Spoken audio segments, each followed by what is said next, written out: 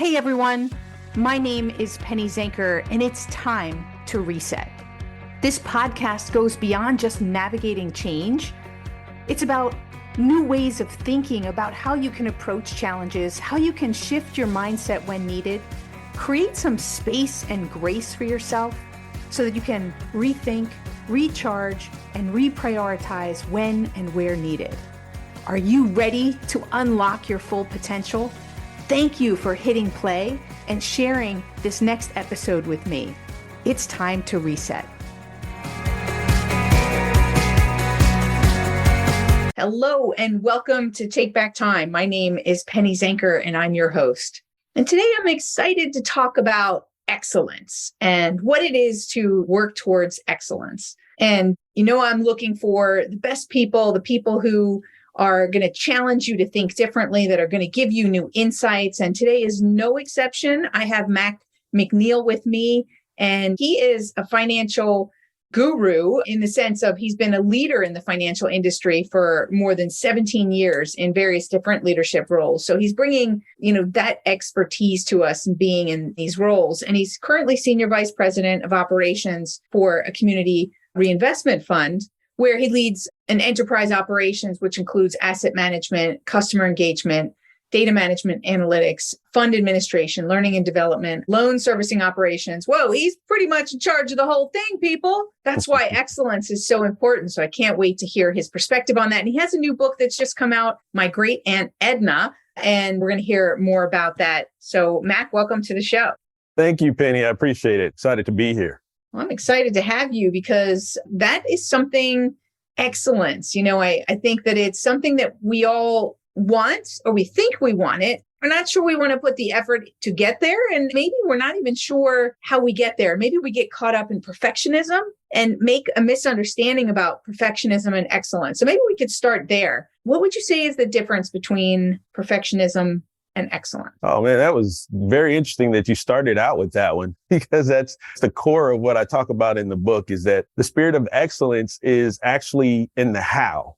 Perfection is the what. Perfection is the outcome we're trying to create, but excellence lives in the how. And I'll tell a quick story of how I got there. But I was in the U.S. Army as well in the Special Operations Command, and I was corrected one time while I would think, oh, you're very welcome. But I was corrected by a sergeant who started yelling at me and a bunch of other privates around what we were doing. And we thought we were doing things based on the instructions, the way they gave us to do it. So I was a little bit confused. And he had a coaching session with me shortly thereafter to explain that why he was so upset. It wasn't because we were doing something the wrong way. It was how we were approaching the work without the spirit of excellence. And so he taught me that lesson, and it stayed with me for many, many years. But the biggest difference between excellence and perfection is the approach. Excellence is how you do your work, the mindset of what you're doing and what you're trying to accomplish. Perfection is the outcome. And perfection is not guaranteed just because you approach something with the spirit of excellence. It's not a guarantee. So they're vastly different, two totally different things. I love that. And I love that story. And it's amazing how where we get reprimanded, but we really understand the reason behind that smack on the wrist or whatever, and how that can stay with us for a long time.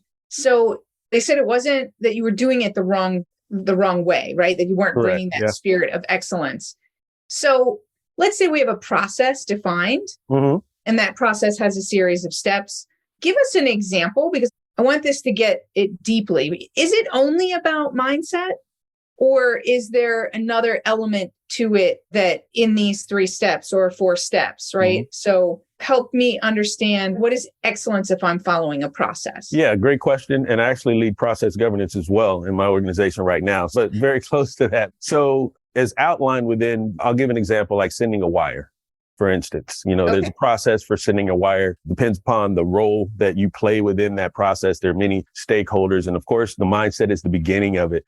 But moving into excellence is also consideration of everything else that needs to occur and other stakeholders, other impacts that may result as to how you're doing something. So it's not only your mindset, but it's understanding who else is involved, what else is involved, and how can we do this in the best way possible so that we reach that outcome, perfection or attempted perfection. But it's not only in your mindset, because you can have the greatest mindset. And then if you don't have like the instructions on how to do it the right way. If you don't know how your role is going to impact someone else's role downstream in that work stream, it's not excellence. And so that's part of it. And, it's learning, that learning as you go through and you do it multiple times. If you have the right mindset to start out with, as you learn when you go, you make course corrections so that you can achieve excellence. So one of the things that I'm hearing you say, but not directly, right? So I want to confirm that this is what I'm hearing, because this is a big thing for me, is you talked about who else is impacted and understanding the bigger goal into what you're trying to achieve. So many times we get lost in doing the task and maybe doing the task perfectly. But if that doesn't serve the greater good for that particular context or situation, then that's not necessarily excellence, right? That's not necessarily.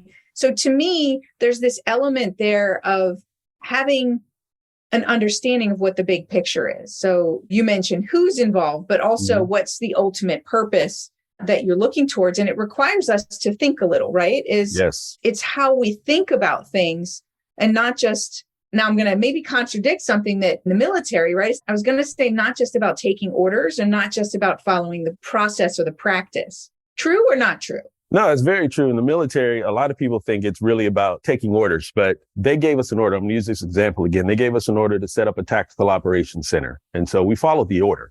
And then there's instructions on how to set it up. We were following the instructions on how to set it up. So it's not only about taking orders, but it's giving that permission. It's what you said just a little bit earlier, but the permission to think. Because if you're only taking orders, you're not thinking. The thought has been there before you even existed. There was an SOP that was created or whatever else that is, an instruction manual. But the spirit of excellence, you have to give your employees or your team or whoever that is the permission to think. And that's how you arrive at excellence because of evolution. Things change. We sent a wire, as an example, 6 months ago. But 6 months later, there's a new fraud alert that's out there, And so if you were just strictly just following orders or following SOP, but you didn't take into consideration a new external factor, it still might not be excellence in what you're doing because we didn't consider that new variable or that new information that's been introduced. So you have to have that ability to think and then the permission to think as you go through processes. I think one of the challenges today, and I'd love to hear your perspective on this, is there's the permission to think, and then there is space to think. Is that when we're busy and we have a lot of stress and a lot of pressure, we don't feel like we have the space to think. There's so much urgency and pressure to get on to the next thing. And I believe that one of our greatest risks today is that we're not thinking. Yes. So I promise it feels like you know me already. I'm serious. We're two peas in a pod here. Yeah, the questions that you're asking. So today happens to be Friday. And when I came to this new organization, one of the first thing I did when I observed the team and what they're doing, I instituted a rule. It's called No Meeting Friday. So no meetings after 12. And I'm very serious about that. And the reason why I do it is exactly what you said. I want my leaders that work for me to be able to stop and think. Like, let's reflect on the week that just happened. Let's think about the forthcoming week, some of the things that we need to do, some adjustments we need to make. But you're exactly right. Given that space to think. Because if you're constantly on the go, you might be aware of a few things that need to adapt, but you don't have time to actually think through everything in that spirit of excellence. So that space to think is extremely important, which is why, number one, I instituted, but I managed that piece. Like after 12, no meetings, nobody at all. Like, I don't want to see it on your calendar unless it's an absolute emergency, because this is our time to think through what we need to do in the spirit of excellence for coming up. Congratulations on setting that example. And I think this is an example for leaders who are listening, is that it's one thing to have an intention that we want people to think, and that we tell people we want you to think outside the box, or we want you to align with the goal. And if there's a change in the process, then do it. But you created a rule, a support system, so that you not only gave people permission to think, but you gave them space to think. And I think that it's important to create those structures for people, because more and more I find that there's so much flexibility, not enough rules or not enough boundaries that organizations are helping people to create. Right. We're pushing it all to the employee and saying, you create your own boundaries. You figure out where you're going to do this and how you're going to do that. They're overwhelmed. We've never had so few boundaries, and we're terrible at setting boundaries. So those kinds of things, like even the companies that say we're not going to send out emails after hours, we're going to hold them and then we're going to release them in the morning. Those types of things are so supportive for the team that it may not be as recognized. Do you have some other things like that you do that create space and boundaries that support your team? It'd be interesting. Yeah, and I'm not going to take the credit for this next thing I'm going to talk about, but we have a new CEO that just came into the organization, and very similar to what I saw, he assessed the workload, the work-life balance, and of course, we're managing in a remote situation right now. So he's only been around for a month or so. And, 2 weeks in, he's like, hey, lunchtime is protected. So from 12 to 1, no meetings. And that includes for me talking to his executive assistants as well. No meetings from 12 to 1. And then your meeting times should be 50 minutes or 90 minutes because we need that 10 minutes in between meetings, again, to think. You just took in a lot of information, right? Mm-hmm. And at a 50-minute time span, like think about it. And then also think about the meeting that you have coming up. If you have those quote back-to-back meetings, but you have that space. And so it's taking it a step further than what I did before this new CEO showed up, but he's thinking the same way that I am. It's that we need time to stop. You have to have time to stop. In this remote work environment that we have right now, it gets even more convoluted and more difficult. And I think some leaders actually don't get that yet. When you're working remotely, you're interrupted in other ways that you would not be if you were in an office. And so it's even more difficult sometimes to have that space to stop. And so as leaders, you actually need to manage that and give people permission to pause. I love that. Yeah. And I'm a big proponent of that, of the shorter meetings and giving people space to write down their actions and shut it down and then be able to think about the next thing. No more back-to-back meetings, right? Yes. So yes. I love when an organization takes responsibility and accountability for that. So kudos to you guys. We want to hear a little bit about your book, right? So you said some of these concepts are in there. So tell us a little bit about your book and what are some of the key things that might get people excited about going to read it? Yeah. So first of all, the book is called My Great Aunt Edna. Edna is actually an acronym. I'll tell you the story of how it started, but I was with Bank of America and I was leading a region of 60 financial centers there. And I was successful. I just left JP Morgan Chase and someone asked me, hey, how have you been so successful in banking? And I really hadn't thought about it in the context of that question. And I said, excellence, doing things the right way, no shortcuts and accountability. And someone said, hey, that spells Edna. And I said, hey, I have a great aunt Edna. She's the twin of my grandmother and my team. Oh, that's funny. You really do have an I actually do. Funny. Yes. Yeah. And so my team picked up on this and they personified it. And so I would go into the financial centers for visits. In the break room, there would be a big picture of Aunt Edna with the acronym next to it. Excellence, doing things the right way, no shortcuts and accountability. And it just became the culture of what we led with. And leaders would say, hey, what Aunt Edna say? We were contemplating a situation. So it just developed and it's followed me, Bank of America, Synchrony, and to the current organization that I'm with. And I started a newsletter and the newsletter became very popular. And it turned into a book and talking about some of the concepts within the book. We speak about excellence and starting out with the spirit of excellence, but we also talk about doing things the right way. Like once something has been established, it's very similar to what we talked about with the processes, making sure that we're doing things the right way consistently, because that's how you evolve. If you're currently doing things the right way consistently, you can see some of the gaps and controls that may need to be put in place as things evolve within a business. So it's extremely important to do that and to manage that. And then no shortcuts. And one of the things I talk about in the book with no shortcuts is that sometimes as a leader, you step into a situation where there was a previous leader that was extremely successful in whatever they were accomplishing. And you try to do things the exact same way and it doesn't happen. In my mind, that's a shortcut because that blueprint was not created for you. It's for someone else that has a completely different personality type, has completely different experiences in life, those kind of things. So you have to take the long way around and get through the good, the bad, and the ugly as a leader to eventually get to that spirit of excellence and success that you're trying to achieve. And then lastly, we talk about accountability. And the accountability, I call it a three-way street. It's not a two-way street. It's the employee to the leader to the employee, and then the team to the entire organization. Like, what are we accountable for? But just first of all, living and spelling out those expectations of what we're trying to accomplish, and then giving everyone the permission to hold each other accountable so that we achieve the result we're trying to achieve. So let's talk about accountability for a little bit. And then I guess we'll have to maybe do a part two, because I know that people have short attention spans, so we have to be careful for that. Let's talk about accountability, because I think that is an important part of excellence, is holding people accountable. Now, I'm a big fan. I don't like the word accountability. I'm a big language person when I think about the energy of the language that we use, especially Got as it. leaders, right? And what Yeah. we're putting out there and asking people how to show up. And accountability is a word that people think of when they think of like a slap on the wrist. And it's typically at the end of a process. I'm a big fan of ownership and having people own it from the beginning. Tell me for you, like, how do you feel about those two words? And then let's maybe dig into a little bit about accountability. No, great point that you bring up. And you're absolutely right that most people, when they hear the word accountability, they think of performance management in a negative context, right?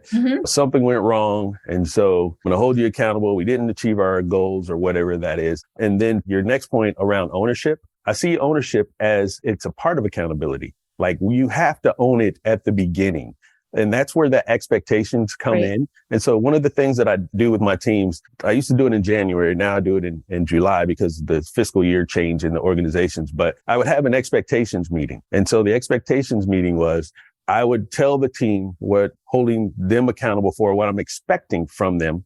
But I give them permission to do the same thing for me. Tell me what I need to do. And then once we all agree on it is where we get to that ownership. Like, okay, so I am now owning this piece to do this so that we reach this particular goal. And it's the accountability is not necessarily at the end. I know where you're going with that, but there's a lot of, we call them postmortem project reviews, things of that nature. Like, let's look at, how we done. And now we're going to say it was your fault because we didn't hit this and we didn't hit that. But I see you're ready to have a question. Go ahead. No, not a question. I think maybe you're getting to it and you kind of said it, like setting the expectations in the beginning, right? I love that. And that that is creating ownership because you had said, accountability is part of it. I see accountability as a byproduct that when you are owning something that you naturally will be accountable and you'll have those meetings, like you said, after a project because you own it and you're going to own what went well and you're going to own what didn't go well so that you can learn and bring it into the future. That's what happens when you own it. Like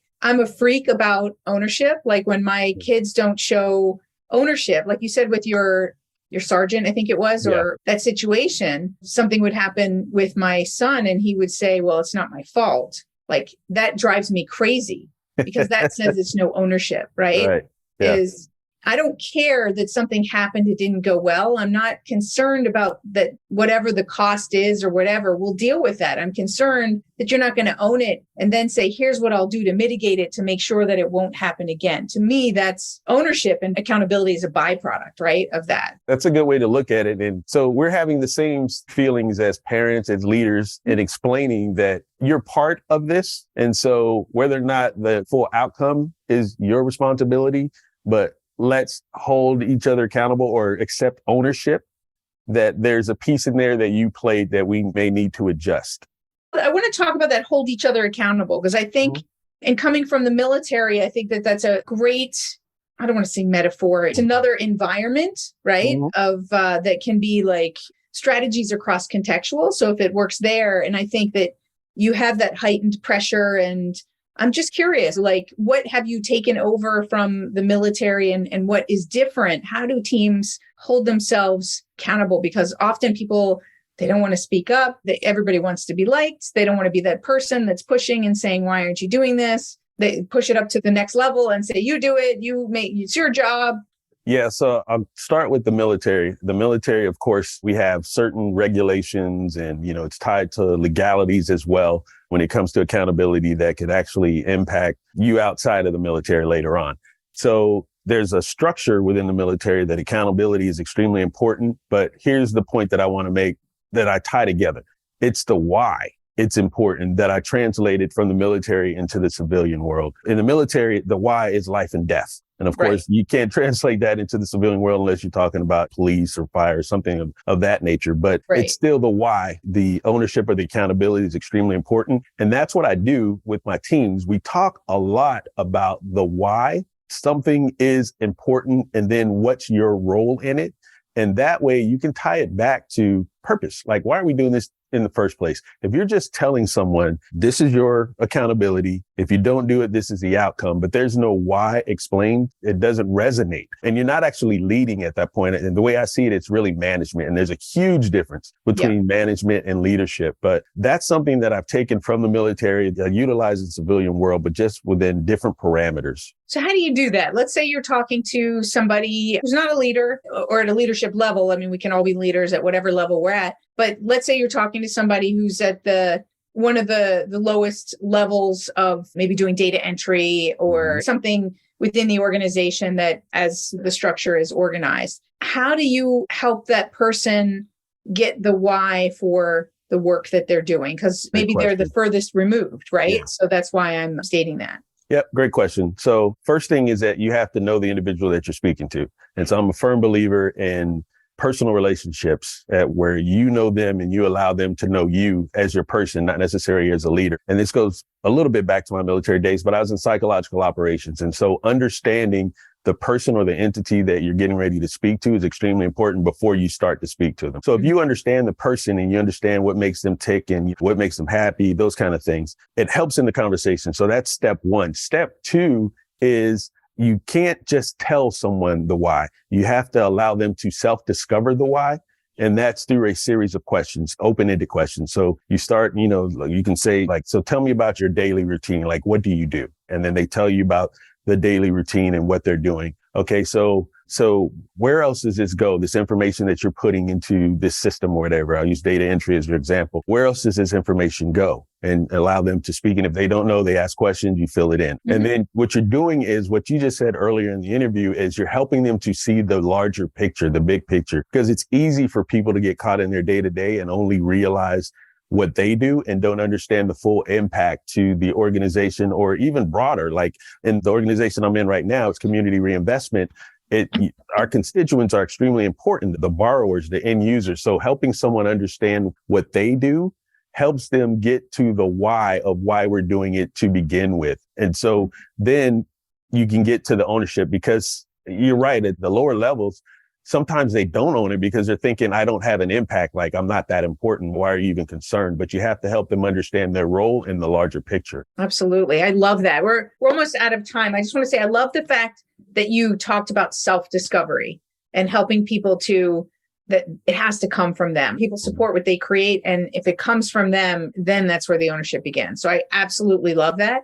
We'll definitely have to schedule a part 2. So before we go, is there anything that I didn't ask you that you feel like you want is really important to share with the audience? Yeah. So just a little bit about the platform again. The book is available. It's available all the major retailers, Amazon, Barnes & Noble, Walmart, so on and so forth. It's called My Great Aunt Edna. I also have a podcast and a YouTube show. The newsletter that I mentioned is on LinkedIn. So if you Google My Great Aunt Edna, you can find it anywhere. I'd love for current leaders or those that are listening that want to be leaders, or maybe even leaders that need to rethink how you're doing things. Take a look at it, read through. There's also an audiobook if you're not into flipping pages that you can listen in, and then provide feedback. Like, I love to have conversation and dialogue. This is not a one-way thing where I put out a book and I think it's the greatest thing in the world and it's going to change your life, but provide feedback. Reach out to me through those social avenues and we'll talk. All of those links will also be on the show notes. So make sure.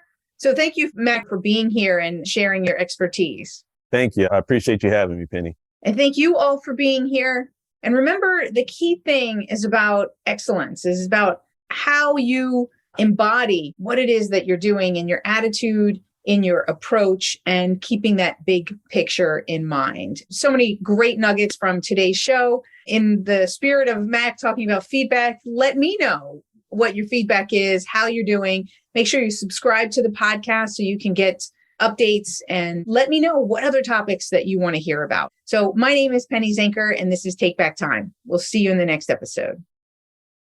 Hey, thank you for spending this time with me. It really means a lot.